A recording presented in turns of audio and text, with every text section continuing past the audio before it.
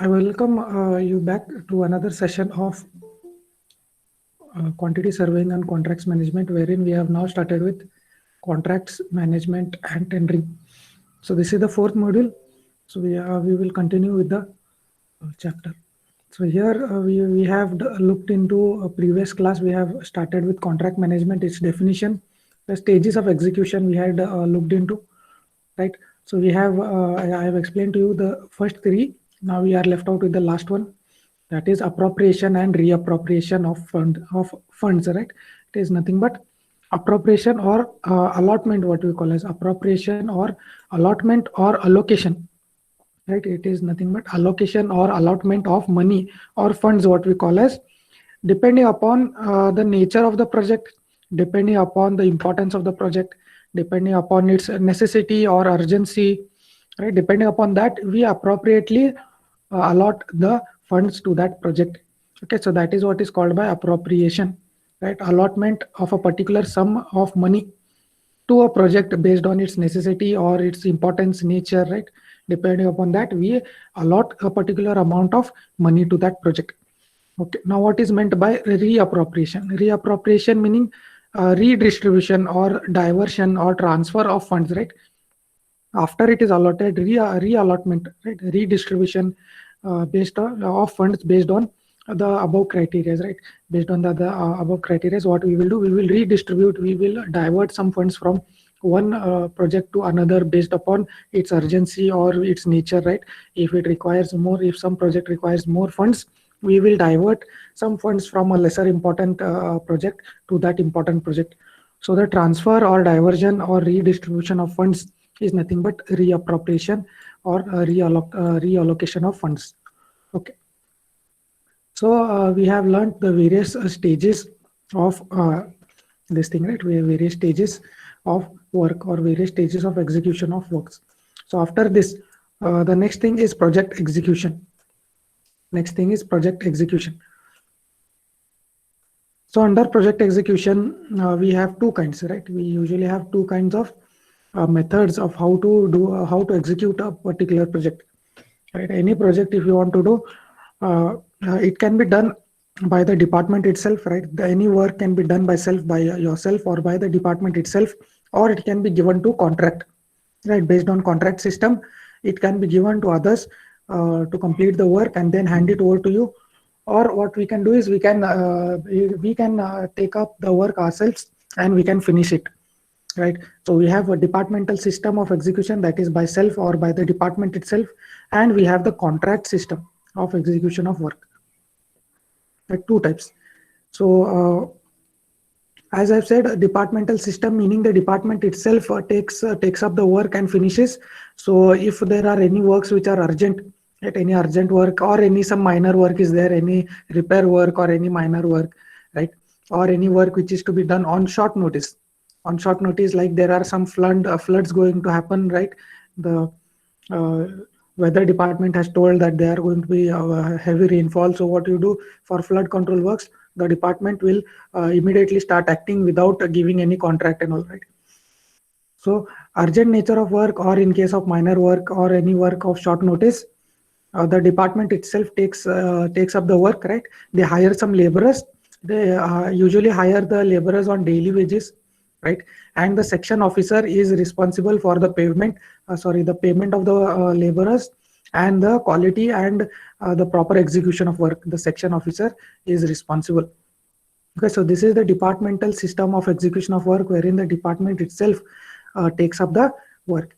Next is important, that is contract system, which you are going to learn in detail, wherein contracts are given to various contractors depending upon the type of contract and the experience of the contract, and various processes are involved. So contract system is given. Contract system, in contract system, the work is handed over to a contractor who will execute the work for us and hand it over later on. Okay, and in turn he will get some reward as the terms of profit, right? So that is the contractual system of execution of work. Okay, so as I've told you, we usually invite tenders, right? We invite tenders. It is opened. The tenders are opened on a specified date, right? At the office, inviting the tenders in presence of all the contractors. So all these steps we will learn in detail. This is just an overview, right? First we invite tenders, then we open the tenders in presence of all the contractors. Comparative statement is prepared, right? We compare all the proposals which are come by the contractors. All of those we compare in front of them. We read aloud whatever is the quotation given by each of the contractor in front of all the members, right? So that transparency is maintained. Then usually the lowest tender is accepted, right? Who has quoted the lowest amount for that particular execution of work, that particular contractor is usually who is chosen for the work, and the work order is given to that particular contractor. Then after the contractor is chosen, what we do, we prepare an agreement or we prepare a contract, right? Contract document with that particular contractor. The contractor and the owner or the department sits down and makes the framework of how the work is to be done, what is the time, all the things are discussed, and they are put into an agreement or an contract document, right? After that is done, then the work can be started, right? The work is started and the contractor will be paid later as the work is commencing, right? On running account bill, right? As the work is going on, as each item of work gets completed, the contractor will be paid respectively. Okay, so this is contractual system of execution of work, which we have just mentioned in a few points. Okay, all these things we will learn in detail. All these points in detail we will learn. Okay, so this is regarding stages of execution of work, and project execution, the two types or two methods of project execution of work. Okay, so I hope you have understood up till here whatever I have explained. Okay, so should we get into contracts before? If you have any doubts, you can ask now. Any of the part which you have not understood, I will explain once more. Before we get into a contract and the details of what are involved in the contracts.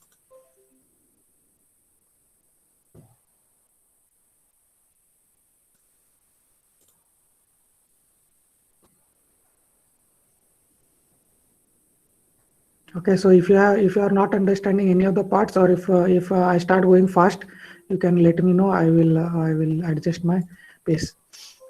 Okay, so coming to contracts. So what is a contract? I have explained to you all the definition. We will read now. I explained to you what is meant by a contract. Now let us read through the definition. When two or more persons have common intention communicated to each other, okay, they have a common intention and that is communicated to each other, right? To create some obligation between them, there is said to be an agreement. So they have a common intention, right? As I've told you, there is a promisor and there is a promisee, and that is both of them are agreeing upon that, right? And that is said to be an agreement. When it is when it is accepted by both the parties, then it becomes an agreement. And when an agreement is enforceable by law, it falls under the jurisdiction under the law. Hence, it can be punishable if broken or if changed with. So, when an agreement is enforceable by law, it is called as a contract. Okay, so this all in detail I have explained in the previous class. Okay, so to protect or to enforce by law, there is an Indian Contract Act 1872. Indian Contract Act 1872. Okay, which defines contract as, here you can see it is defining as agreements which are enforceable as such, having been made by free consent of the parties, right? Free consent. There nobody has to be forced to do that particular work or to pay. Right? Free consent from both these parties should be there. Okay, by persons competent, meaning the person should be competent enough to do that particular work. Okay, for a lawful consideration and lawful object which are not expressly declared to be void by any statute. Okay, so this is the definition which is given by the Indian Contract Act 1872. Okay, definition of what is meant by a contract. Okay, then a few important points regarding contracts. Here you can see there must be mutual agreement between two parties. Very important. The first thing that is, when a promise becomes an agreement is when both of them are when both of them have agreed to that particular proposal, right? Mutual agreement must be there. Both of them must be agreed to that particular proposal. Okay, then it becomes a contract after it comes under the law. Okay, then I have told you a promiser is one who is giving the work. A promisee is one who accepts the offer, right? Who makes the offer is called the promiser, and who accepts the offer for some reward, right, or for some profit is called the promisee. Okay. Then there are some considerations like how the payment is to be done, what is the payment, all those things are made, and they are written down in the contract. Okay. Any work should not be prohibited by law. Whatever the proposal is there, okay, it should not be against any laws, right? It should not be prohibited by the law. That type of work you can give as a contract. Very important. Against the law, we should not give any kind of work. Then right, agreement is enforceable by law. I have told you, when it becomes an agreement becomes enforceable by law, it becomes a contract. It becomes a contract. So I have explained to you these points in detail in the previous class. Okay. Then I have told you competent, meaning the one who is experienced, who is eligible, have to take up the work. Okay, and they should not be disqualified either by infancy or insanity, right? They should be proper. They should not be doing any illegal works, right? They should be licensed, registered. Those persons can be given any contract. Okay, so this is a few general things regarding contract. Now coming to the next thing in contract. Okay, now what are the objects of a contract? What do you mean by objects of a contract? So the object of a contract has three main things. Okay, the proposal, right? I've told you the proposal, what is made by the promisee. Sorry, the promiser makes the proposal, and the promisee is one who accepts the proposal. Okay, and then there is a promise, right? That nothing but the proposal that is made is called the promise. Okay, and then it becomes an agreement. Okay, when both of them agree to that particular proposal or promise that is made, okay, then it becomes an agreement. Okay, then I've told you what is meant by proposal. Okay, proposal, and then promise, and then agreement. Okay, after these things, the next thing is a contract is an agreement which can be enforced by laws. Again, they are repeating the same thing, right? A contract is an agreement. Contract is nothing but an agreement which is enforceable or enforced by laws, right? It is punishable by law if not followed, if not completed as per the contract document, as per the decided time frame, right? As per the specifications, whatever is given in the contract, if you do not obey by that particular rules, you will be punished or you have to pay fines, right? So enforced by law, that is given in the fourth part. Okay, so the three main objects of a contract, or the three main prominent terms used in a contract are what? Proposal, promise, agreement. Also we have promisee, promiser, right? And then main important thing is agreement is enforced by law, that becomes a contract. Okay, now contractor. Who is a contractor? Who is a contractor? Right, anyone cannot be a contractor, right? So there are some qualifications of who can become a contractor, or who can bid for the tender, or who can propose that I will do this particular work, right? So there has to be some contractor. No person directly can become a contractor. There has to be some qualifications for the contractor required to bid for a particular project work. Okay, so contractor can be a person, or it can be any organization or a firm, right? Contractor can be a person. Contractor can be a firm or any organization, right? So it can be a single person contractor, or it can be a firm who is applying for the project. Okay, now coming to qualifications. Now some qualifications are required. Some qualifications, some general qualifications, like they should be financially sound, right? To take up any work, the contractor has to have some funds allowed with him to complete that particular work and then get paid, right? So initially he has to have some money, right?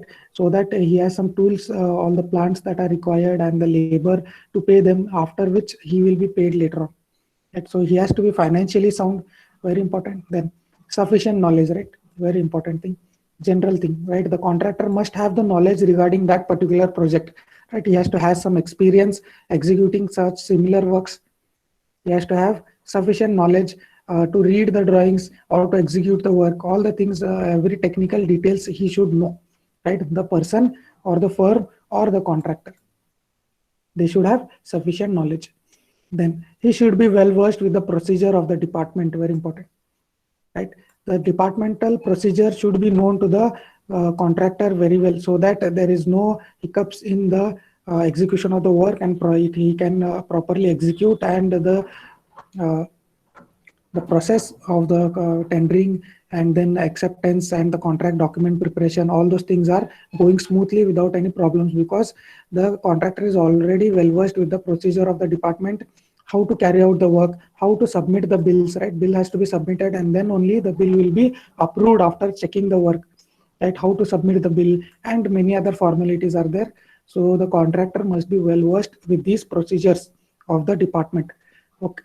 Then the next qualification, that is experience, right? I've told you, good reputation and experience is a must for every contractor, right? The contractor who has good experience and who has a good reputation has a higher chance of getting the tender, rather than a new who is bidding for very low, right? Even if you bid very low, if you have not a good reputation, you will not get the tender.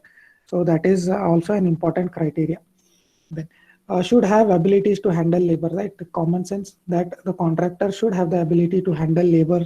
Then he has to handle the material, the tools, all the plants, all the things have to be efficiently and economically properly handled, so that the project is executed within time, and with the specified quality, right? Quality has to be maintained, and it has to be timely executed. So the contractor should be able to do all these works properly. Okay. Then yeah, the contractor should be able to arrange labor, right? Arrange labor and material, all those things. He should have good contacts and a good quality labor, right? Skilled laborers and all those, and all the materials. Where are the materials available? He should be knowing all the rate analysis, doing all the rate analysis, where the materials are available and at what rate, right? All the things, and how to procure the materials, how to arrange for the labor depending upon the type of work. All these things he should be capable of. Okay, so these are a few qualifications of a contractor. Okay, sufficiently sound, financially sound, sufficient knowledge regarding technical things, sufficient knowledge regarding the procedure of the department, right? And then he should have good experience and good reputation, ability and capable of handling labor and material. Okay, so remember this. This is very important. What are the qualifications of a contractor? Okay. Now, moving on to the next term, that is tender. Okay, so I hope you have understood contract, what is meant by contract, what are the few terms that are included in contract, and what are the qualifications of a contractor. So I hope you have understood these parts. So shall we move on to tender and its details? Shall we head into tender and details? Yes, sir. Okay. Yes, sir. Okay. So let me share a few examples of what is meant by a tender, which usually you see in your newspapers, right? E-tenders or short notice tenders, which you usually see in your newspapers. So what is a tender? Tender is nothing but offer in writing, right, of some specified work. Okay, and some details are also given in that particular tender, right? It is nothing but an advertisement. It is like an advertisement to call for contractors to bid for that particular tender, right? So it is like an advertisement, but it is not the full details are not given. Just a few brief details are given, so that the contractor can go through, and if he wants, he can get the whole tender, right? He can get the whole tender document from the respective department, right? It is just an advertisement. Let me show you a few advertisements which are seen usually in your newspapers. Okay, so you can see here we have a newspaper, and in which we can see many tenders are seen over here, right? Many tenders you can see over here which are given, right? Then right? You can see here Karnataka Power Transmission KPTCL has given a tender, a brief tender notification, what we call as a tender notification, right? This is a tender notification through e-procurement mode only. So we will learn what is meant by this e-tender and what is meant by the physical tender. Okay, e-tender is nothing but which is done electronically. Okay, all the procedures are done online. Okay, instead of physical presence, it is done online. Okay, now a few details are given regarding the work that is to be done. Okay, and who is calling this particular tender? The Karnataka Power, the authority that is calling this tender is this particular authority, right? And the person responsible is here. You can see superintendent engineer. Okay, he is handling this particular tender and this contract. Okay, in charge. Okay.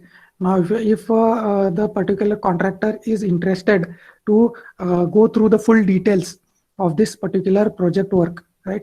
So he has to go and procure the tender. So that can be taken from this website. You can see here, HTTP, this is given over here. A website is given. So the contractor has to visit this website and obtain the full tender from here. Okay, similarly, many types of tenders are given. You can see here one more tender, KPTCL, same, right? Tender notification is here. And this is the notice number. You can see a notice number and date is given. And a few details are also given. And the person in charge or the technical person that is in charge here is superintendent engineer, electrical transmission, you can see. Okay, it is regarding Bengaluru. It is for Bengaluru, you can see. So we have various kinds of tenders like this which are given in newspapers. So it can be given not only in newspapers but also circulated online, right, through social media, or it can be attached as pamphlets, right? Pamphlets can be given out. So many there are many types and how you can advertise your particular tender. Okay, you can see here Gulbarga Institute of Medical Sciences has given one e-procurement short-term tender notification, right? So in this particular manner, many tenders you can see on your screen, right? So usually in this particular format, you can see here Odisha Construction Corporation Limited has given a procurement, e-procurement notice, or it is nothing but an e-tender, right? Online tender which is given. Okay, now you can see here, very nicely they have given details. Right, the type of work. What is the type of work? Canal lining work. Canal lining work is the type of work. Total number of works. How many number of canal lining work has to be done? Only one number of work is there. Okay. Then next thing, you can see a few details of the project. Brief details are given, not the entire details are given. Okay, not the entire details, just brief details so that the contractor has an idea, and if he is interested, he can procure the entire document. Okay. Now the serial number is 1. Okay, we have only one detail which is given. Bid tender notification is here. Then period of completion. What is the period that is given for you for completion of this particular canal lining work? How much it is? 24 calendar months. Okay, in 24 months, meaning in 2 years, he has to finish this canal lining work. This is the time or the period for completion. Then amount put to tender. Okay, in lakhs, this is in lakhs. You can see it is 7,662 lakhs of amount. Then bid security is given. Then we have availability of tender, which is online from this time to this time, and this is the date for the availability of the tender. Okay, to download or to procure the tender and to go through the details of the entire project. Okay, so you have to procure this particular tender by giving in some amount. Right, you have to give some amount, like you pay for your application fee, right? You pay for a college admission form, and then you fill it, and then you submit it back. Similarly, a tender has to be paid, like the form is to be, you have to pay and procure the entire tender, and then you have to go through the details. You have to prepare your proposal. You prepare your proposal and you submit your tender. Right, do your rate analysis, do the estimation, and prepare your estimate, and you have to submit the online tender. Right, add this stipulated time and date. Okay, this is the last date, right, to submit. It is 13th of July 2021 up to 5:30 p.m. Before this, you have to submit your tender. Okay, so the first date and the last date is there. Then the amount, what is the time period, and what is the work. Right, all these things are briefly they are given in this particular tender. So this is what, this is a tender, or what we call as advertisement, to call for contractors to bid for a particular project work, or to bid for a particular tender. So now usually all of the tendering is done Okay, e-procurement or e-tender notice, right? Which means all of this tendering work is usually nowadays done by online method, but some projects are also done what in offline method, wherein the contractors have to submit, right, hard copies of their proposal, right? Submission is to be done in envelopes in hard copy, and then that is opened in front of everyone at a particular date, and the lowest one usually is selected among those. Okay, so we have many other, like you have BIMS has also given, Belgaum Institute of Medical Sciences has also given a short-term notice over here, short-term tender notification, right? So for what? So tender notice for cleaning service, right? They want some registered manpower agencies for 11 months, right? Cleaning services. So various types of tenders can be given, not only construction, but many type of tenders can be given. Okay. I hope how a tender is given and what are the details that is given in a tender notification is clear. Is it clear? I hope it is clear. Let us check whether we have any other. Right, you say you have a very nice tender over here given with the details. Right, notice inviting tenders, Papers Limited, Tamil Nadu Newsprint Papers Limited. We have notice inviting tenders, right, for procurement of hard wood refinery segment set, then liquid non-ferric aluminum. Okay, not only for construction, for various other works also you can call for tenders. Okay, so in this format tendering is to be given, right? And here you can see here also very nice example with details is been given to you, right? Office of Executive Engineer, RWSS Division, Kendra Para. Okay. So this is an invitation for e-procurement or e-bid. Okay, you can see name of the work, number of work, value of work, then concerned authority. Who is the concerned authority here? Executive Engineer, RWSS is the concerned authority. Cost of bid documents, I have told you, right? As you pay for your application fee, right, in the same manner, right? You pay for your application fee, then you get your application fee from the office, then you fill sitting down. It is a blank, right? It is a blank application. Then you sit and fill the application form, and then you submit it back. In the similar way, if you are interested, you have to go to that particular office, right? At this particular office, right? If it is offline, but here it is online, so you can procure this document online mode itself. But to get this particular document, right, tender document, if you want, which has all the details, right? This is just brief details which are mentioned over here. But if you want to do the rate analysis, and if you want to actually do the estimation, you have to procure all the documents, right? All the bid documents, which is costing you something, right? You can see it is just 10,000 rupees you have to pay just to procure the bid documents, right? And it is not refundable. It will not be given back to you if you don't get the contract. It is a non-refundable amount, right?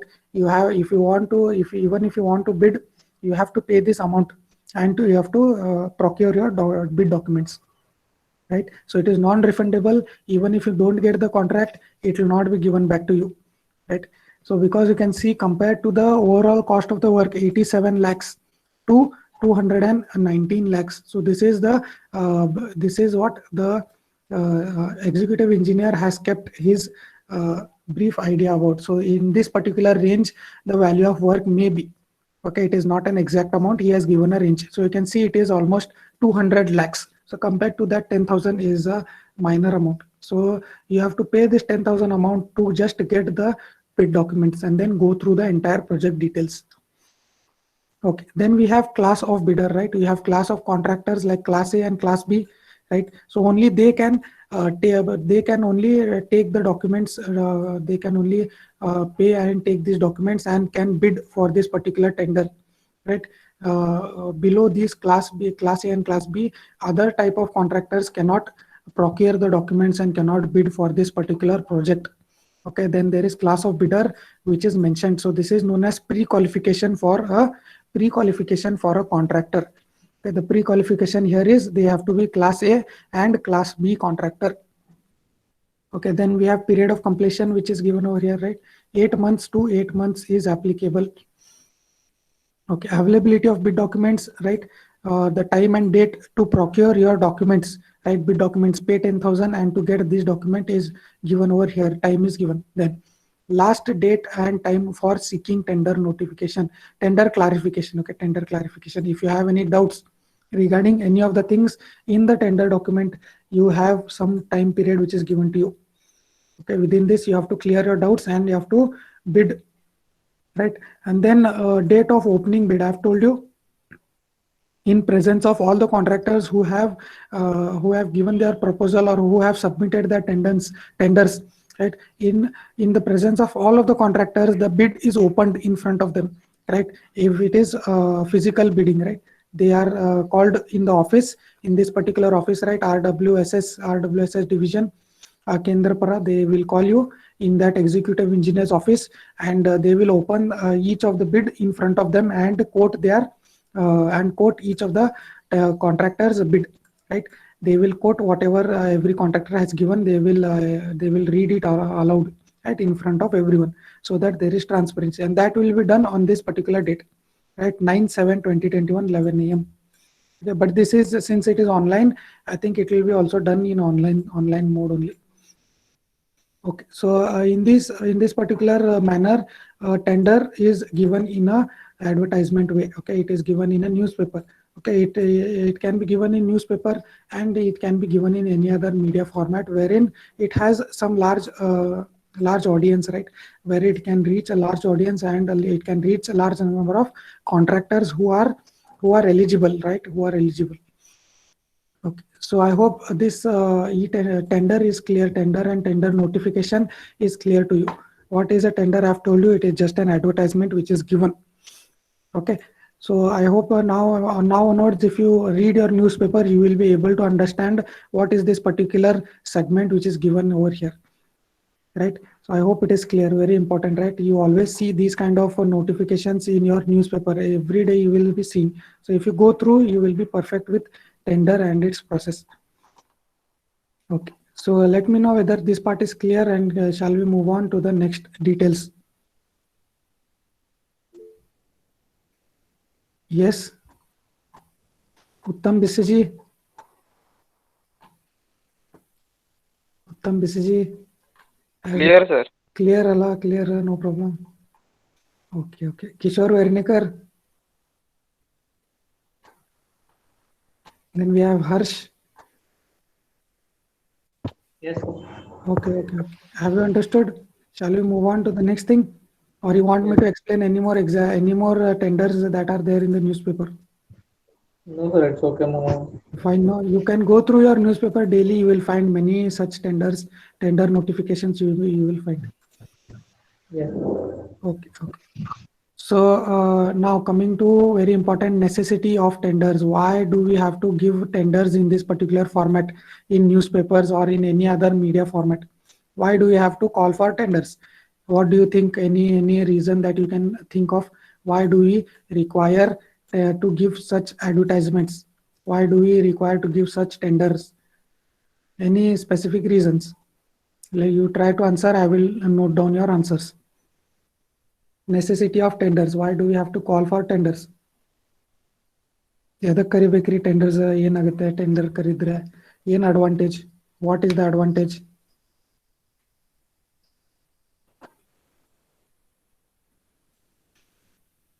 Think what can be the advantage?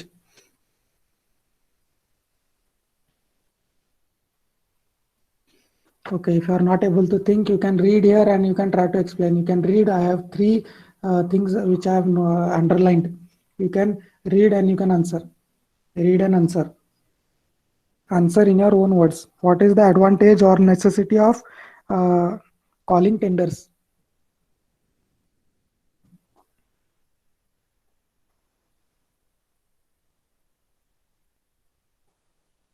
Answer madri yake.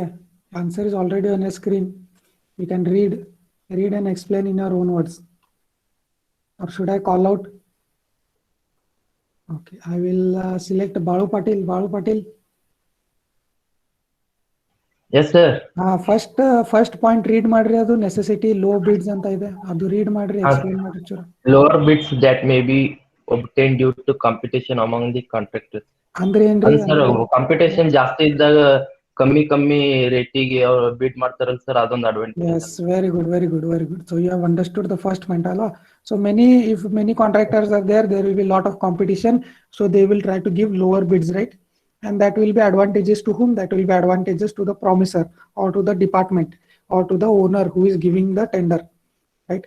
So lower bids may be obtained due to competition. Now, second thing, what is the second thing? Can anyone read out, please? Second, the necessity of calling tenders.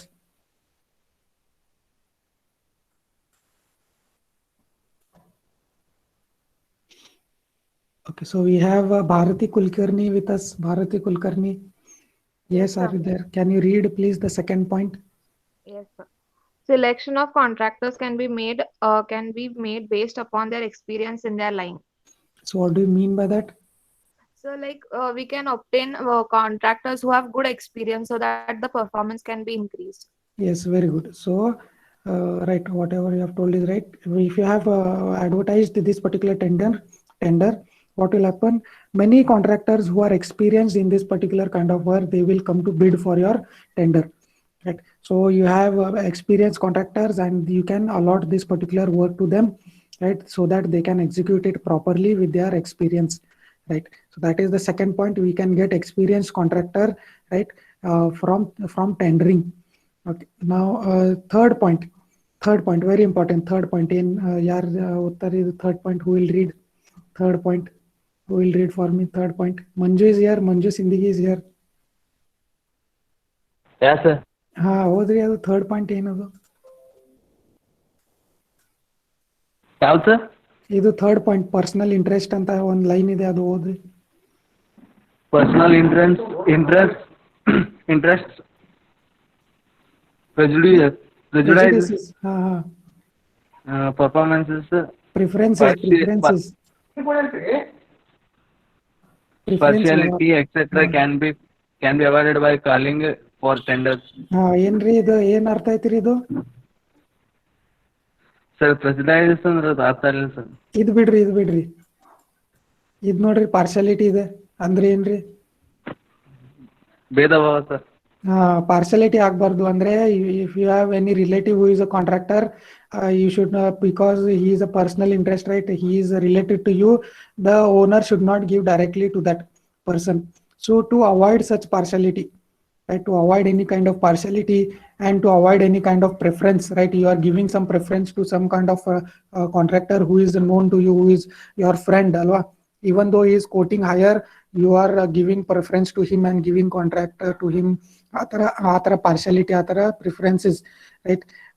ಮತ್ತೆ prejudices ಅಂದ್ರೆ ಏನಾರ ನಿಮ್ದು ದುಶ್ಮನಿ ಇದ್ರೆ, right? You are quarreled with some contractor, even though he is experienced and he is giving low bid because of your prejudices, because you are not liking that particular contractor, you have some dushmani with him, you will not give that contract to him even though he is experienced and he is giving low quote, right? So such to avoid such things like partiality, preference, prejudices and personal interest, we have to call for tenders. We can avoid such practices by calling for tenders, right? Wherein it is a transparent process, right? I've told you it will be opened in front of all of them, and all of the contractors who have bid for that particular project, it will be opened in front of all of them, and the quote that they have given will be read out loud to all of the contractors. Right, so this is the necessity of tenders. So you have explained to me, that is it gives us lower bids, right, because of competition. Then experienced contractors can be selected, and then personal interest, prejudices, preferences, partiality can be avoided by calling for tenders. Okay, so this is also very important. The necessity of calling for tenders is very important. Okay, so I hope you have understood this. Now the next thing that we will look into is classification of tenders. We have various classification of tenders. Okay, before getting into classification of tender, a few important things which I will repeat again regarding tender, right? So I have told you to procure the tender documents, right? To procure the entire tender documents, what you have to do, you have to give some tender fee, right? I've told you procurement fee or tender fee or the application fee you have to give, which is non-refundable, right? I've shown you an example wherein it was 10,000 rupees, right? It is not non-refundable. Even if you bid and if you do not get the contract, you will not be given back this particular amount.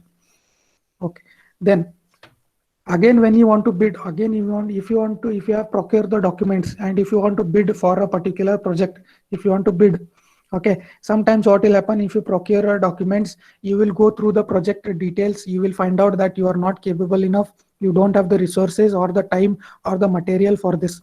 So what you will do, you will not bid for that particular tender only, you will not bid.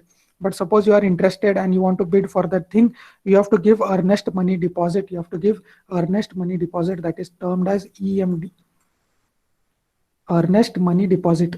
Okay, it is nothing but a deposit, like a security deposit that you give, okay, which will be converted to security deposit. If you get the particular tender, if you get the contract, then this will be converted to security deposit.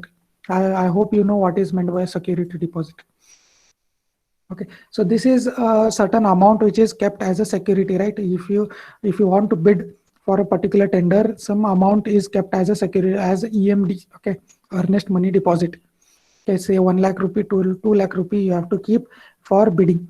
Okay, now many contractors are there, they are also given this EMD and they are bidding. Okay, and suppose you don't get the contract, if you don't get the contract, this EMD will be given back to you, it will be refunded. Okay, EMD will be refunded back to you, and the person who has got the contract, who has been allotted the work, his EMD will be converted to security deposit, right? It will be converted to security deposit, right? It is a security money that is given to the owner or to the department by the contractor, that I will not run away, I will finish the work with this quality, with this assurance in this particular time, right? And if that is not done, the owner, what will do, he will cut from that security deposit some amount, right? So I hope you have understood what is meant by this EMD and security deposit. Okay, then as I've told you, this tender submission has to be done usually in an envelope. Okay, physically it has to be submitted to that particular office, right? I've told you in the tender notification there will be the office mentioned, right? In that particular office you have to go in before the last date, you have to go and you have to submit the envelope, right? Your estimation and your bid, what you are going to do, you're going to put it in an envelope, sealed envelope, and you have to go it and physically you have to go to the office and you have to submit. Okay, take the sign that it is received, right? All the things or the formalities has to be done. Okay, so this is the details regarding tender and how the tender has to be done. Okay, then moving on to classification of tenders. So we have three classification. Open tender, which you see on a screen. Then there is selected or limited tender. Then we have negotiated tenders. And one more we have, which is called as a global tender. So we will try to understand all these four types of tenders. So here, an open tender, okay, open tender is one which you have seen in the newspapers, okay, which I have shown in the newspaper. These are what the things which you see in your newspaper. They are open tenders, right? They are open for all contractors to apply for. They are open for all contractors, or any type of contractors can enter, okay, to bid for this particular project. Any type of contractor can apply. Okay, they can procure the bid documents and they can apply. So what is the advantage over here? What is the advantage and what is the disadvantage? Okay, so some disadvantage, let me quote. So what will happen is, if you give it into newspaper, and if it is an open or public tender, many contractors will apply, thousands of contractors will apply, right? Then what will happen? The selection process is very long, right? Selection is long, it takes a lot of time, it is tedious, it is tiresome, right? So when thousands of contractors apply, selection process takes time, it is very tedious. So that is one disadvantage of an open public tender. Then what happens, sometimes the contract goes to an unknown contractor, some contractor who has given the lowest price, who is unknown to anyone, right? Who is not known to anyone. Such contractor will sometimes get the bid because he has given the lowest amount. So if initially, because the contractor is not known, you do not know whether he is experienced, you do not know what is his reputation. So usually he quotes the lowest price, he will get the tender, he will get the project. Yeah, work will be allotted to him. But what will happen after he starts working? There will be some differences in opinions. He will do some delays, right? And if the contractor quits in between, there will be huge loss, right? There will be huge loss. And initially, even if he gives a low cost, even if he has given that he will complete it in a lower price, but the final cost will be increased because he has done some delays, he has used some extra items, right? And because of all these things, what will happen? The final cost of the project has gone higher, even though he has quoted a low price initially. So such kind of problems will happen when you have an unknown contractor whose reputation, whose experience is not known, right? So open tender is beneficial also, but it is also it has many disadvantages also, right? Open tender can call for many contractors, and which will result in low bid, right? It will result in low bid, right? That will be advantageous for the department, but a few disadvantages are also there for an open tender. So usually small works are usually called for open or public tender, and projects which are of importance or which are large scale are not usually given in open or public tenders, right? So this is what is called by a open or public tender. I hope you have understood what is meant by an open or a public tender. So the important points I have just underlined. Okay, if you remember this, you can easily write down what is an open tender and what is called as a public tender. Okay, now the second type of tender you can see is selected or limited tender. Okay, selected or limited tender. Okay, so what is meant by selected? The word itself explains that only a selected number of contractors are allowed to bid for this particular project. Okay, only a limited amount of contractors who are selected, who are specialized, okay, who are specialized, who are eligible, who are capable, right, who are well versed, who are experienced in this particular kind of projects, right, who are technically sound, who are very equipped, who have the tools and knowledge for completion of this kind of work, right, who has all the resources, who has the financial stability. Only those contractors are allowed to bid for this particular tender, right? So only specified contractors or limited or selected contractors are allowed, who are specialized and who have skilled workers for such kind of works. Okay, it also leads to early successful completion. How can it lead to early successful? Because the contractor is experienced in this kind of work, right? He is experienced, he has the resources, he has the tools, right? He has the proper labor, and he is technically sound. So what will happen? The project will be completed very successfully. Okay, and it will be completed usually on time, or it may be completed before the finishing time. Okay, so early successful completion is achieved by giving selected tender. Okay, by using selected tender, type of selected tender. Okay. Then the third type, we have negotiated tenders. What does mean by this negotiated tender? So here only one or two contractors are present. Okay, only one or maximum two. You can read here, negotiation with one or at most two contractors are done. Okay, you have a very selective tender, you have a selective project, very specialized project, wherein only you select two contractors and you discuss between these two contractors regarding the project, and usually who is capable, who is well known to you, who is well known to the department, who is experienced, and who is capable, is usually negotiated and is given to that particular contractor. Work is given. Okay, so negotiation is done, right? The process is direct. The contractors are called. Negotiation is done face to face. They will sit, they will discuss between these two contractors, and who is willing to do, right, is given the work directly. Okay, so usually in these kind of negotiated tenders, what will happen is the cost will be high because there is no competition. The contractors will charge you higher, right? Because there is no competition, low bid is not achieved, right? Usually the cost of the project will be higher, but there will be good quality maintained. There will be no sacrificing on the quality of work. That is very important, right? If you are building some very important structures, like you are building a bridge, you are building a dam, and they are very important, wherein quality has to be maintained. So in such, usually we see selected tenders or negotiated tenders in such kind of projects, so which are very important, right? Wherein we need very good quality of work. Okay.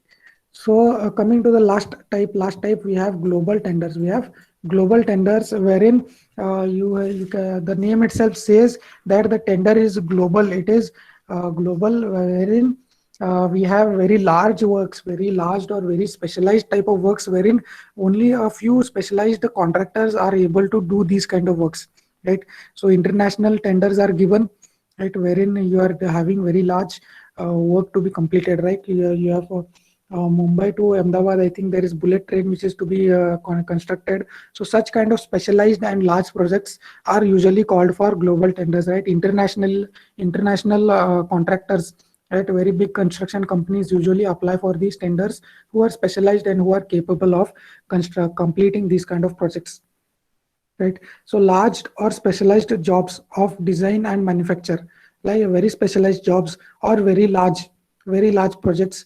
What happens is global tenders are sometimes invited by the authority concerned throughout the globe. Okay, throughout the globe, international tenders are given, not only local, international. Okay, to get competitive offers from various specialized firms, right? There are specialized firms, right? We don't have much technology related bullet trains in India. They are many specialized firms who are experienced in bullet trains, usually where in China and Japan, right? So company from those countries can apply. Those specialized firms can apply for building those specialized projects for us, okay, or reputed manufacturers. So for these, what we do, we apply for global tenders, or we give global tenders in such scenarios. Okay. So this is regarding global tenders. Also, it is circulated through reputed newspapers, right? Very reputed newspapers. The tender is circulated, which covers the countries across the world, right? So in newspapers which are circulated across the world, such global tenders are given. Okay. Besides, this is also circulated through embassies and offices located at important countries throughout the world. Okay, embassy is an office of other country in some other country. Like if you want, if in say England, you have Indian embassies, right? In England, you have Indian embassies wherein they handle all the affairs of Indian people in that country, right? So we also have in our country, we have embassies of other countries, like we have France embassies, we have England, you have US embassies in our country also, who will look into the foreign affairs of their people in our country. So it can be circulated through that embassies and through that offices, okay, of important countries throughout the world. Okay, so this is how you can circulate your global tenders throughout the globe. Okay, so I hope you have understood the various types of tenders that are there. Okay, so in the next class we will understand what is meant by this pre-qualification process, which is very important, right? From the contractor's point of view, right? So this is pre-qualification process for contractors. We will understand in the next class. Okay. So today we have discussed many important terms, like we have understood contract, we have understood tender, we have understood necessity of tenders and classification of tenders. Okay. So I hope you have understood. Can you let me know whether you have understood by raising your hand? You can raise your hand and let me know that you have understood and you are active in the class, actively listening in the class. Please raise your hand and let me know whether you are present and answer and listening to the class. Yes. Okay. Please raise your hand and let me know. Okay. So do you have your next class, or should I continue with the class? Can you let me know whether you have a class or should I continue? Sir, we have class, sir. You have class, sir? Pakka? Yes, sir. Naresh sir class is there, sir. Okay. So you can give your attendance, please. Everyone give your attendance. and you are free to exit the session. So I hope you are understanding. These are very important concepts, very interesting concepts, very important from your career point of view. Every engineer, civil engineer should know what is contract, how is tendering done, what is the process of tendering. All those things are very important. Also, this is also very interesting. So make sure you don't miss these classes. Make sure you attend. Okay, this is not like a numericals wherein you can understand by just reading through. Okay, so make sure you attend and understand the concepts regarding contracts and tendering. Okay, so if you have a class, you can disperse now. You are free to disperse, and we shall meet on Monday.